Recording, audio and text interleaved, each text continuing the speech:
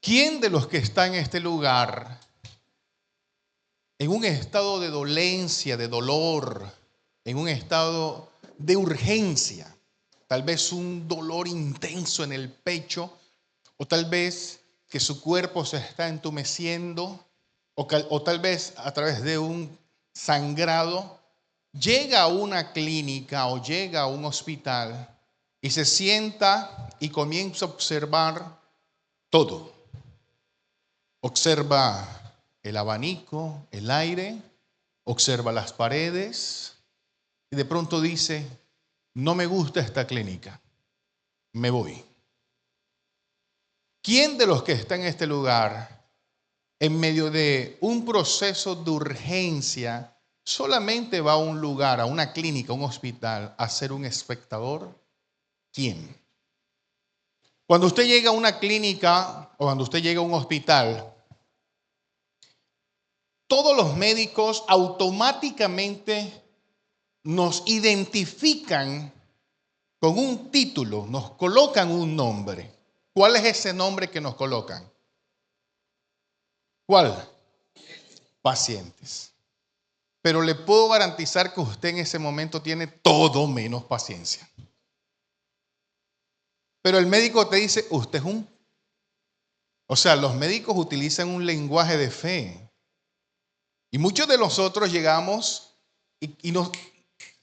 que le decimos al médico, entonces, y el médico, paciente, espere. Y usted puede durar horas o a veces hasta días, pero usted tiene que entender que eso es de paciencia, por mucho que usted quiera. Ahora, dependiendo la circunstancia, hay una prioridad y luego existe lo que es el control. Pero ¿quiénes son los que van a una clínica, a un hospital? La gente necesitada. ¿Cuántos han escuchado esta frase que la iglesia es una clínica? Usted lo ha escuchado, ¿verdad? Por eso hay dos tipos de personas que vienen a la congregación o vienen al templo. Está ese espectador que aunque tiene una carencia o tiene una falencia o tiene una urgencia en su vida, él solamente está observando. Y una vez que él observa, él dice, no me gustó la alabanza. Hace mucha calor. Ese televisor no está mirando hacia donde estoy yo, está mirando hacia donde está el pastor. El videobeam no se ve claro. El abanico no me deja escuchar. Los que están atrás sí hablan. Allá afuera hay un poco de gente y el culto acá adelante está vacío. Porque hay ese tipo de persona, el que observa, el espectador, el que analiza.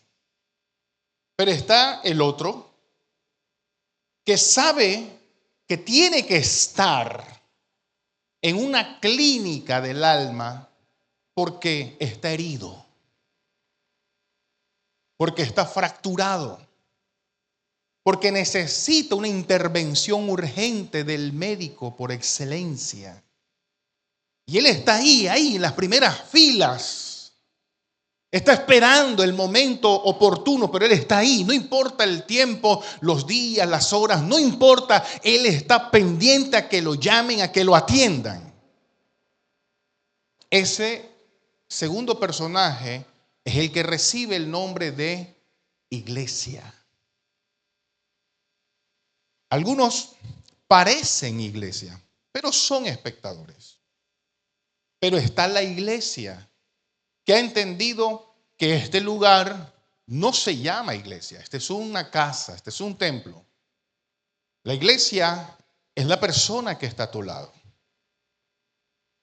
Y ser iglesia es entender el propósito, el objetivo de por qué me congrego. ¿Por qué nos congregamos? Alguien diría, yo necesito a Dios. Claro, todos lo necesitamos.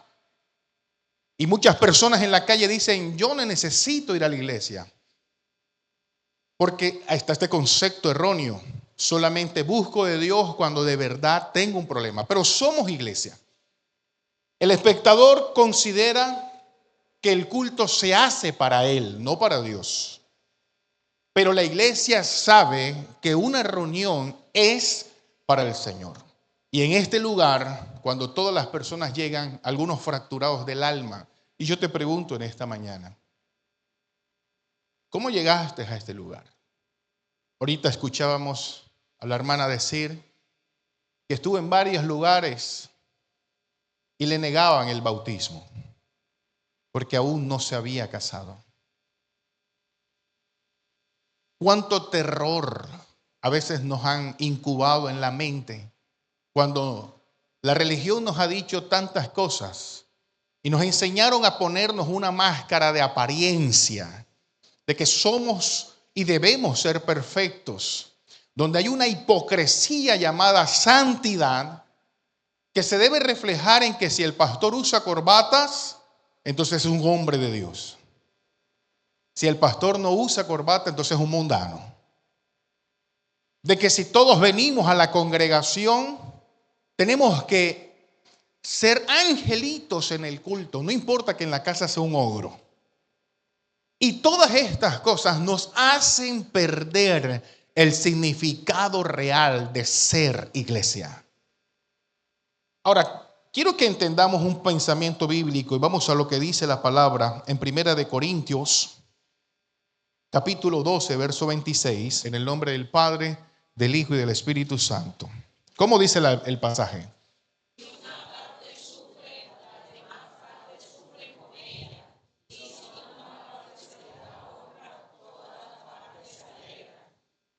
Gracias, póngase cómodo. Mire, ser iglesia es entender que yo soy parte de la iglesia. Una cosa es pensar que pertenezco o que asisto y otra es ser parte. Son dos cosas diferentes. Y la iglesia es una familia. Efectivamente es una familia. Pero te pregunto en esta hora, ¿qué encontramos en las familias? ¿Cómo es tu familia? Yo me imagino que en tu familia no discuten. O sea, toda tu familia se reúne y todos se abrazan, se aman, se expresan todos los días, entre todos se mandan. Y no tienes para el almuerzo, pues aquí te mando. Y el hijo llama a la mamá y la mamá al hijo. Y mi amor, ¿dónde es? Aquí estoy, mami. Así. Yo me imagino que tu familia es así, ¿verdad? Donde los hijos que ya están casados, que tienen sus hijos y demás, le mandan sus mercados de 4 o 5 millones a su mamá. Y mamá tiene que llamarle y decirle, mijo, no me mandes más, me estás mandando mucho. Ya no me cabe más en la nevera, mucho salmón, mucha carne, mucho. Yo me imagino que así son las familias normales, ¿verdad? Así es. Las familias donde el hijo no tiene necesidad de pedirle a papá para un semestre, el papá, mijo, mira, te voy a pagar el año, la carrera completa, aquí tiene. ¿Qué más necesitas? Un carro para que no cojas Transmetro, aquí tiene. A veces los papás, muchas veces los hijos tienen que insistirle, papi, ayúdame, mira, y el papá le dice, no, ¿por qué no estudiaste en el SENA? Hay papás que le han dicho a los hijos, yo nunca estudié. ¿Para qué vas a estudiar? Para perder el tiempo. Hay padres que le han dicho a los hijos, cuando los hijos tienen una noviecita por allí, entonces el papá le dice, aproveche mi hijo para que sea un macho como su papá. Sin darse cuenta que puede dañar a la hija de otra persona. Pero todas estas cosas las encontramos, malos consejos, malas actitudes, rechazos. Todas estas cosas las encontramos en las familias. Hay un meme que sale casi siempre fines de años, donde un meme de video, donde le dice una mujer a una persona, mira, como que nos vamos a reunir en familia. Y el tipo dice, bueno, listo, aprovechamos, vamos todos, llevamos granadas, machetes, para que se acabe todo esto. Porque en todas las familias hay discusiones, en todas las familias. Pero por muchas discusiones que a veces haya entre un padre y un hijo, el hijo decide cambiarse el apellido o deja de ser familia, se le cambia su genética, se le modifica sus genes. Si el papá no sé, un Brad Pitt y el hijo también salió un mini Brad Pitt, el hecho que discutieron, ya entonces el hijo dejó de ser un mini Brad Pitt. No, o sea, no cambia. Tal vez son las discusiones y las demás cosas los que de hecho convierten a la familia en eso, en familia. Porque a pesar de los problemas, ahí estamos juntos. Porque familia es familia. A pesar de que papá cometa errores, es papá. A pesar de que mamá cometa errores, es mamá. Y a pesar de que los hijos cometan errores, siguen siendo hijos. Porque esa es la familia. Pero cuando ya lo convertimos en el plano espiritual, la iglesia es una familia. Y es en este lugar, como una clínica, la familia, una familia que tiene una clínica, venimos tal vez todos reventados, fracturados, adoloridos, golpeados. Pregunto en esta hora, ¿te ha golpeado alguna vez la religión? ¿Alguna vez pusiste la mirada en alguien supuestamente de Dios? ¿Te dijo una palabra que no era, una profecía que nunca se cumplió? Te lanzaron una palabra profética que sonó más emoción, pero al final no viste nada. Te ilusionaste y no pasó nada. O peor aún, gente que supuestamente era cristiana terminó dañándote. ¿Has vivido eso? Precisamente cuando somos una familia en Dios y la congregación nos reunimos y entendemos que la iglesia es una familia, debemos comprender un punto interesante. Dios utiliza las heridas como parte del proceso. Escucha bien esto. Dios utiliza las heridas como parte del proceso. Y cuando vienes a este lugar, es allí donde Dios permite que el que está a tu lado muchas veces te hiera. Y comienzan las preguntas en tu mente. Dios permite eso por una sola razón. Y es que nosotros podamos, diga conmigo, crecer. El problema no fue quien cometió un error en tu contra. Ese no fue el problema. El problema fue pensar que esa persona nunca te iba a fallar. Ese fue el problema. Pensar de que el ser humano es perfecto.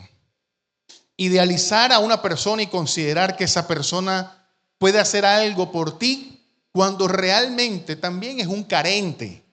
Porque somos humanos y todos somos imperfectos. Entonces, cuando las personas venimos a la casa de Dios y comenzamos a idealizar a los pastores como mini dioses, los pastores cometemos tantos errores como tú. Te pregunto algo, ¿has fallado en algún momento a alguien? Por eso también te fallan. Y hasta que no entendamos eso, no vamos a sanar. La iglesia es un lugar de sanidad. La iglesia es un lugar donde los huesos fracturados espirituales comienzan a ser vendados. Pero en ese proceso hay dolor. Y la única forma de saber cuando realmente has sido sanado es cuando ya no te duele. Ahora te voy a hablar un poco más bíblicamente. ¿Te acuerdas de Jesús cuando fue entregado? Pregunto, ¿sabía Jesús que Judas lo iba a entregar? ¿Sí o no? Ahora imagínate que Dios en la noche A ti, querida dama, ¿dónde están las damas? Digan amén, las daras. Dios te dice en la noche a través de un sueño, a las 11:30 de la noche, estás durmiendo y te dice, tu esposo te va a fallar mañana con Lupita en el trabajo. Ojo, te lo está diciendo a las 11:30 de la noche. Él está dormido a tu lado. Y tú te levantaste. Oye, ¿quién es Lupita?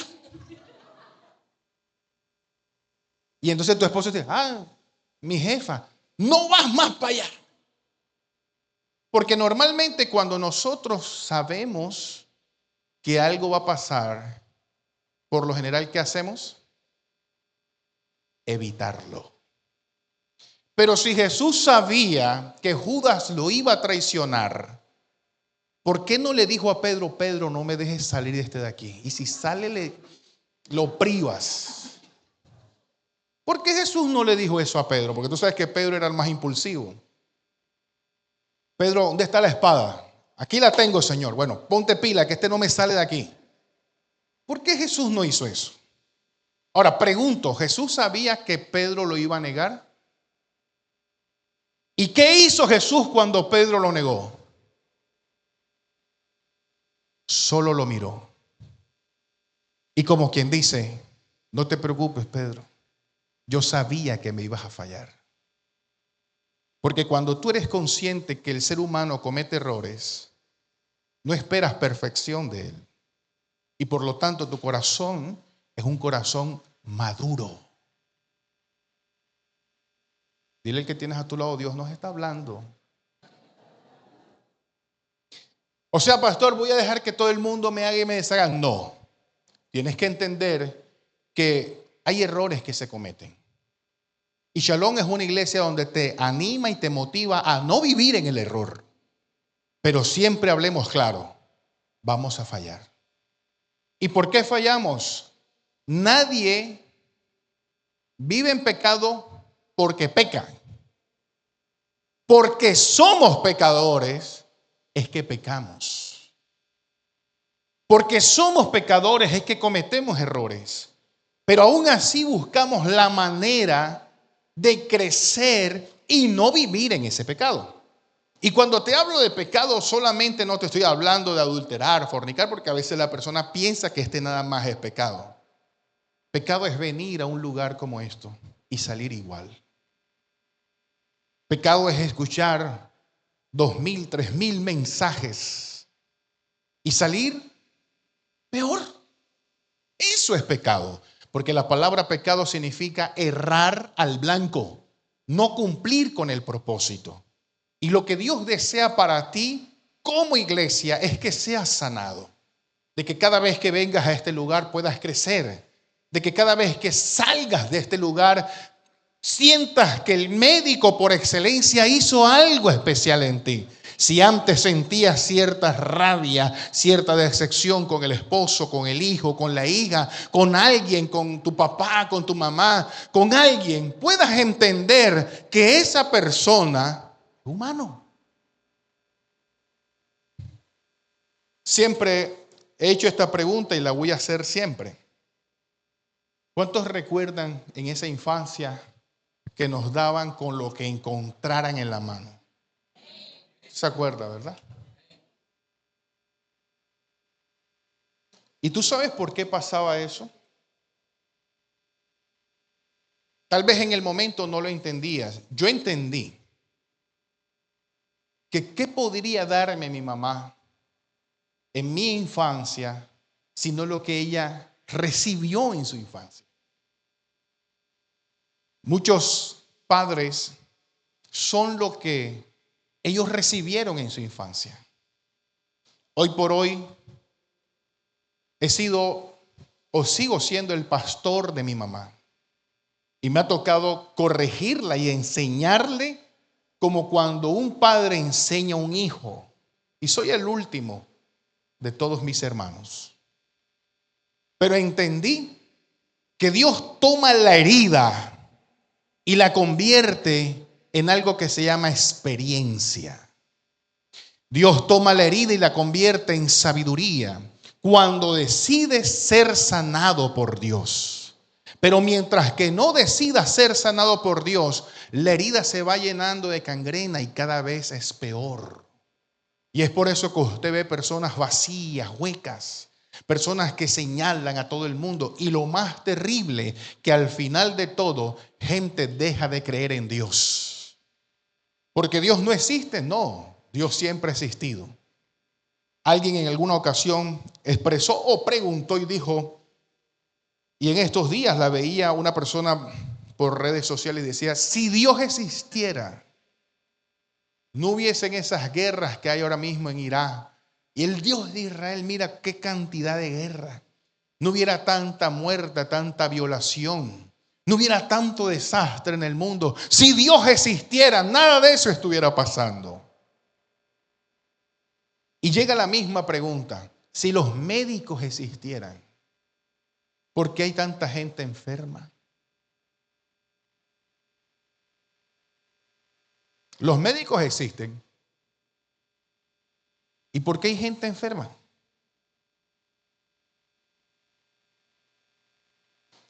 Porque somos responsables nosotros de nuestro autocuidado, de formarnos, de entender que hay cosas que nos dañan. Y muchas veces ni siquiera eso nos importa. Y solamente vamos al médico es cuando en definitiva todo se salió de control.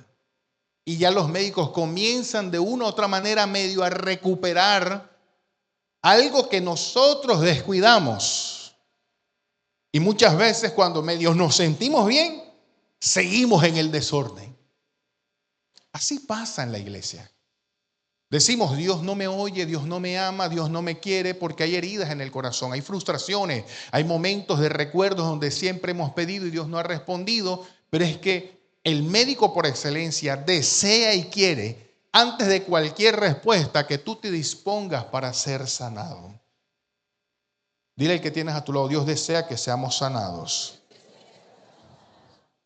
Mire, hay un pensamiento bíblico en Hebreos capítulo 12, verso 15.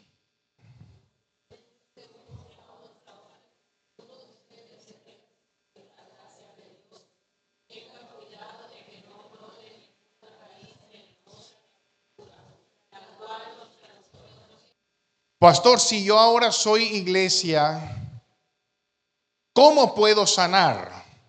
¿Tú sabes cómo puedes sanar? Esta enseñanza tiene este propósito. Hemos detectado el origen. ¿El origen cuál es? El origen es la falta de disposición. A veces la forma en cómo nos acercamos a Dios. Hemos detectado ya la enfermedad. La enfermedad son los resentimientos, la rabia, el dolor, la frustración, la falsedad, la hipocresía, el querer aparentar que somos santos cuando no lo somos y no reconocemos nuestra condición. Pero ¿cómo realmente podemos sanar todas esas cosas? ¿Cómo? La respuesta es muy sencilla. Cuando decides quedarte en la clínica, cuando decides quedarte en la familia. Acuérdate que el hombre que comenzamos esta enseñanza llegó a la clínica, por el aspecto no le gustó y se fue. Se llevó su enfermedad. Pero a pesar de todo, hay personas que están acá y que deciden quedarse. Pastor, ¿cómo así? Deciden congregarse, deciden venir con el objetivo firme de acercarse a Dios, deciden hacer las cosas como Dios pide que las hagamos. Deciden las personas permitir que Dios les sane. Ahora, ¿cómo lo vamos a lograr? Diga conmigo, debo decidir quedarme. El peor error que puede cometer una persona es andar brincando de iglesia en iglesia. La persona inestable que brinca para aquí, brinca para allá, echa para aquí, echa para allá, nunca será sana de su alma, porque está buscando perfección. Y te tengo una noticia, dile al que tienes a tu lado, no existe. No es que yo me voy para tal iglesia porque es que allá nada. No es que allá no hay abanico, pastor. Porque hay muchos argumentos de gente, no es que allá hay unas pantallas. Es que cuando yo llego allá me brindan café gratis. Usted aquí lo vende, pastor. Pastor, cuando yo llego a esa iglesia, una iglesia de reino. A los 2, 3, 4 meses. Ajá, ¿y qué? No. El pastor tenía su rosquita. Yo quería estar en la rosca, pero como no tenía un BMW, no pude entrar en la rosca. Entonces yo me voy para otro lado. Y así andan. Buscando por aquí, por allá. Porque es que todas las familias somos imperfectos. Ahora, hay familias que hemos aprendido de los errores. Y Shalom es una de esas. Hemos aprendido que en esta casa no se le puede hacer preferencia a nadie. Acá adelante sentamos a todos los que diezman de 20 millones para adelante. Digan amén, así sean por fe. Pero digan amén, venga. Carmen, di un amén. Los de 20 millones para adelante se me sientan acá adelante. Este es asientos reservados. Eso no pasa aquí en Shalom. En Shalom reconocemos no solamente el error, reconocemos la necesidad de Dios. Este no es una iglesia donde Dios la estipula para entretener. Te desafiamos a crecer en Dios. Te desafiamos a hacer las cosas como Dios te las pide en la palabra. Quien no sirve en Shalom es porque no quiere. Y he conocido personas que me han dicho, pastor, vea, yo fui a una iglesia, pastor, y hay una rosca. Ajá, pero ¿por qué te quedaste tanto tiempo ahí? Es que, pastor, el sonido. O sea, no hay un horizonte, no hay un enfoque real, que es el alma, el espíritu. Necesito ser transformado, necesito ser llenado por Dios. Ese no es el enfoque de aquellos que solo consumen algo. Pastor, es que cuando llego allá, es una iglesia puros jóvenes, pastor. Sabroso, echamos fútbol. El pastor me invita a comer. Yo no tengo que invitarlo como a usted. Él me invita a mí. Ese no es ser iglesia. Eso no es ser cristiano. El cristiano es aquel que entiende que necesita de Dios. Que hay heridas en el alma que solo Dios va a sanar. Que no se trata de brincar para aquí, brincar para allá. Se trata de entender que Dios ni siquiera se mueve en un culto de 2 horas. Pastor, yo voy para el culto el domingo porque yo soy cristiano. Y viniste el domingo 2 horas, dijiste amén, te gustaron las alabanzas. Ahora los muchachos también tienen algunas canciones en inglés, pues se están preparando en fe para viajar conmigo para allá, para los Estados Unidos. Y pastor, qué bien, ahora hablan en inglés y tal. 2 horitas. Pero se acabaron los servicios de las 2 horas y llegaste a casa, seguiste siendo el mismo. Eso no es ser iglesia. Porque Dios no depende de 2 horas. Tampoco Dios es dominguero. Dios es un Dios 24/7. Tú estás durmiendo, Dios está contigo. Es lunes, Dios está contigo. Es martes, Dios está contigo. Es miércoles, Dios está contigo. Porque ese es nuestro Dios. Dios está con nosotros siempre. La forma de sanar, diga conmigo, es permanecer.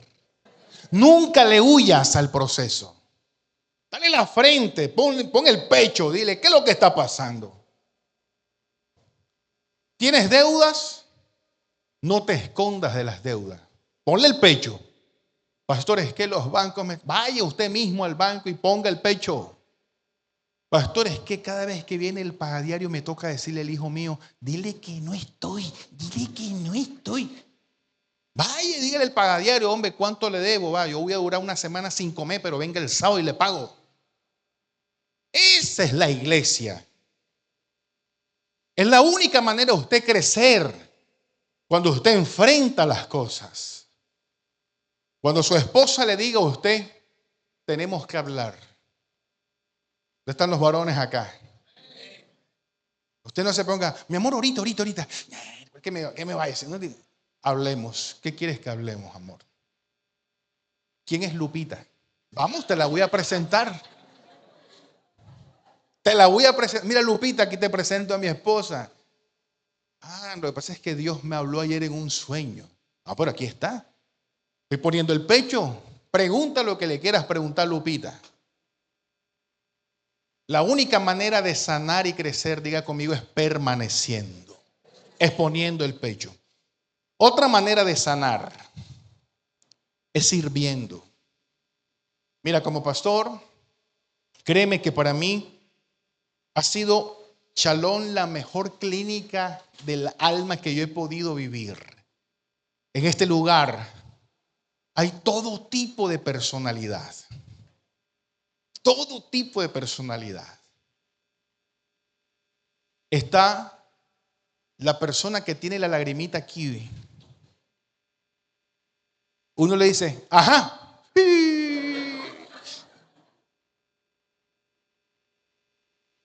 Está el que es más así. Ay, ¿tú qué tienes? Nada, pastor. Estás como molesto, molesta. No, señor. Pero de un grito de Julio. Hay gente así en este lugar. Está el que no le para bola a nada. Hasta se pasa. Porque uno le delega una función y no viene. Ay, pastor, se me olvidó. Usted sabe cómo soy yo. Hay gente así. Y tú te imaginas que como pastor guardara un pensamiento abstracto de que Shalom es una iglesia perfecta. Ya el pastor estuviera allá al lado del apóstol Pablo tomando café. Ya me hubiese muerto de un infarto. Pero yo sé que Shalom es una iglesia imperfecta. ¿Y qué me ha enseñado eso? Cuando sirvo. ¿A quién? A Dios para usted. La manera en que tú y yo vamos a crecer es cuando tú sirves. Por eso la palabra enseña quién es mayor, el que sirve o el que es servido. Y el mismo Señor dijo, el que sirve. Por eso, si usted quiere crecer en Dios, sírvale a Dios. Y cuando le estés sirviendo a Dios, te vas a dar cuenta lo difícil que es la iglesia. Y vas a crecer. Te vas a dar cuenta todo lo que tu pastor te ha aguantado. Pero mientras que no hagas nada en la congregación, mientras que no sirvas, no vas a entender que cada vez que el pastor quiere hacer algo como eso, es un desafío. El día que estés al frente y se te acerque una persona y te diga, pastor, no tengo para comer. Entonces vas a entender a tu pastor cuando te decía, hermano, la canasta de amor. Cuando de pronto en un culto ya no quepa tanta gente y hayamos hecho 4 cultos y llega tu pastor a la casa desde las 5 de la mañana aquí, llega a la casa a las 3 de la tarde, a veces sin desayunar, con los pies totalmente entumecidos, porque al tener un auditorio amplio hacemos un solo culto. El día que te toque predicar 4 cultos, vas a entender a tu pastor.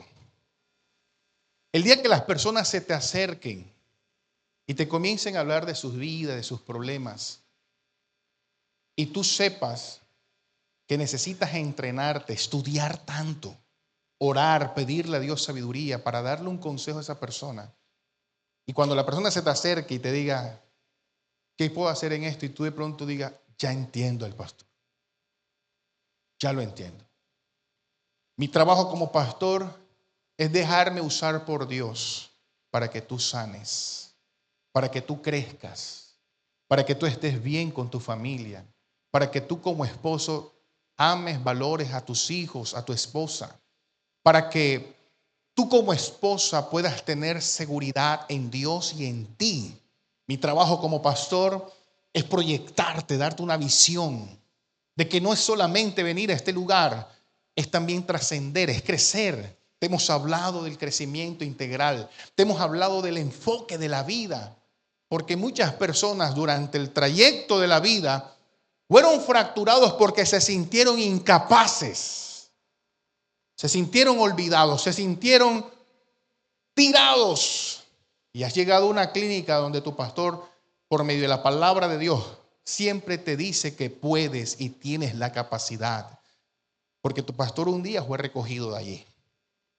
La iglesia es una clínica, pero la única manera, escuche bien y quiero finalizar con estos dos pasajes bíblicos, es que tú puedas servir, permanecer. Diga conmigo permanecer, servir. Santiago 5:16, confiésense los pecados unos a otros y oren los unos por los otros para que sean ¿qué? La oración ferviente de una persona justa tiene mucho poder y da resultados maravillosos. ¿Y tú sabes qué es confesar el pecado a otra persona? No es decirle, imagínate que anoche tuve un sueño húmedo. No, eso no. Confesar el pecado es decirle, ¿sabes qué, hermano? Tú no me caías bien. Y veía que llegabas a la iglesia y alzabas tus manos. Y yo decía, va a fregar el otro. Y nunca me hiciste nada, pero es que yo sentí una cosquillita cuando te veía. Perdóname. Eso se llama confesar el pecado. Porque sus pecados personales, íntimos, confiéseselos a Dios. Pero cuando usted de pronto, el hermanito no me cuadró, no me pareció, no me gustó, me ofendió, me dijo, acérquese a él y oren. La manera de crecer es hablando face to face con las personas. En 1 de Pedro 4:10, Dios, de su gran variedad de dones espirituales, les ha dado un don a cada uno de ustedes. Úsenlos bien para servirse los unos con los otros. Úsenlos como bien. Tienes el don de sabiduría, da consejos. Tienes dones, levante la mano todo aquel que tenga dones. Álcela sin pena, álcela sin miedo. Ese don Dios te lo dio para que lo uses con el que tienes a tu lado. Todos los dones que tienes es para que los uses con las personas que están a tu lado. Es la única manera de sanar. ¿Qué vas a sanar? El egoísmo. ¿Qué vas a sanar? La prepotencia. Porque cuando tú le sirves a los demás, aprendes a ser humilde. Ese es el propósito de Dios. La iglesia no es un recinto de 4 paredes. La iglesia no es un lugar donde tú vienes cada domingo. La iglesia no es un tiempo de 2 horas. La iglesia es un conjunto de personas llenas de errores que cada día quieren ser mejor en Dios. Que cada día reconocen su humanidad delante de Dios. Que todos los días reconocen que somos inconstantes, que somos a veces resentidos, que somos rebeldes, pero que necesitamos de Dios. ¿Y dónde está Dios? ¿A dónde hay que buscar a Dios? Mira el que tienes a tu lado. Ahí está Dios. En él. Míralo, míralo. No se lo digas, solo míralo. Ahí está Dios. Ahí está Dios. Pastor, pero qué clase de Dios, porque ahorita que veníamos me venía diciendo un poco de cosas. Dios te está probando. Porque la palabra enseña, amarás al Señor tu Dios con toda tu mente y a tu prójimo como a ti mismo. El resumen de la Biblia, amar a Dios y amar al que tienes a tu lado. Dios está en la persona que está a tu lado. Dios está en ese esposo difícil. Ahí está Dios. Dios está en ese papá que es seco. Yo no sé cuántos jóvenes que estén acá tengan un papá frío, apático. Yo no lo sé. No tuve la fortuna de disfrutar un papá. Me hubiese encantado tenerlo así sea aburrido. Pero abrazarlo y decirle, viejito, ¿cómo estás? Aburrido. Bueno, pero te tengo aquí, viejo. No lo tuve. Pero usted que lo tiene, joven, adolescente, ahí está Dios. En ese papá. En esa mamá que Dios te ha dado. Sí, que parece un tiquitiqui. que te pasa regañando. Sí, pero ahí está Dios. Y usa la forma del lenguaje de una madre para que no cometas errores. Y si los vas a cometer, no sean el mismo. Para que salgas adelante. Dios está en ese esposo. Que a veces es como es. Pero es que Dios está agudizando tu carácter. Dios te está enseñando a ser sabia. Dios está en esa esposa que tal vez no es que cocine tan sabroso. O de pronto es una esposa pero tan celosa que hasta en los sueños te cela. Pero ahí está Dios, porque Dios también te cela. Y Dios te quiere para Él nada más. Cuando entiendes a la esposa, entenderás a Dios. Dios está en el prójimo. Y la iglesia es entender eso. La iglesia es la persona que tienes a tu lado.